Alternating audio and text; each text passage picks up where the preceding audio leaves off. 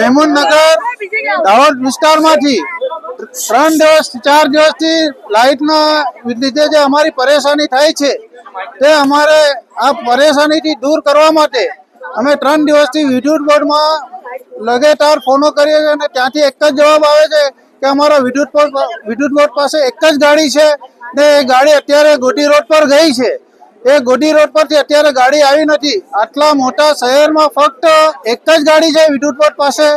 અને અમારી માંગણી એમ છે કે આ જે મેમુનનગરમાં વારે ઘડી અકસ્માત થાય છે લાઇટોનું ને વારે ઘડી પરેશાની આવી મહાગરમીમાં આવે છે, તો અમારી અપીલ એ છે કે આ મહામારી ગરમીથી અમારે છુટકારો મળી શકે અને આ જે કેબલો નબળાઈથી નાખે છે એ અમારે એવી કેબલ નાખીને આપી દે. જે ટ્રાન્સફોર્મર અહીંયા નાખેલું છે મેમુનનગરમાં એ ટ્રાન્સફોર્મર હેવી લોડનું નાખી દે અને ત્યાંથી ડાયરેક્ટ અમને એમ જ જવાબ આપે છે કે અમને અત્યારે લોડ વધી જાય છે. એ લોકોને ખબર છે કે ગરમીમાં લોડ વધવાનો જ છે, એમને ખબર જ છે ને ફરી એમ કહે છે કે અમારા સાહેબ હવે ડ્યુટી પર નથી, સાહેબ આવશે ત્યારે કેબલ લાવીને આપશે. સવારે 11 વાગે સાહેબ આવશે તે પછી અમને વાયર આપશે તે પછી તમારું કામ ચાલુ થશે.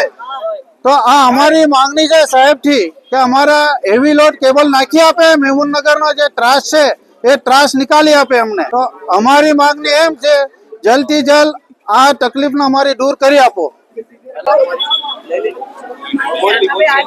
છેલ્લા 3 દિવસથી મેમુનનગર વિસ્તારમાં સતત લાઇટનો અવાર જવર થાય છે અને એના લીધે અમે જીઈબીમાં કમ્પ્લેન બી કરી છે.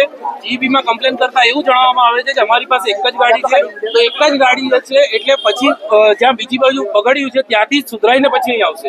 એટલે આટલા મોટા શહેરમાં એમની પાસે એક જ ગાડી છે. અગર 2-3 જગ્યા પર શોર્ટ સર્કિટ થાય તો શું એ વારાફરતી પડશે અને આખી રાત એ રીતના અમારે નીકાળવાની રહેશે. આજે સતત 3જો દિવસ. અને બીજી વસ્તુ એક કહેવા માંગુ છું કે જીબી વાળાને, MGVCL વાળાને કે તમે જે સ્માર્ટ મીટર ચાલુ કર્યા છે એ સ્માર્ટ મીટર લગાવતા પહેલા છે ને આ ડીપી સુધરાવો. બધી ડીપીઓમાં જે હેવી લોડના વાયરો આવે છે એ નખાડો, પછી સ્માર્ટ મીટર નખાડો.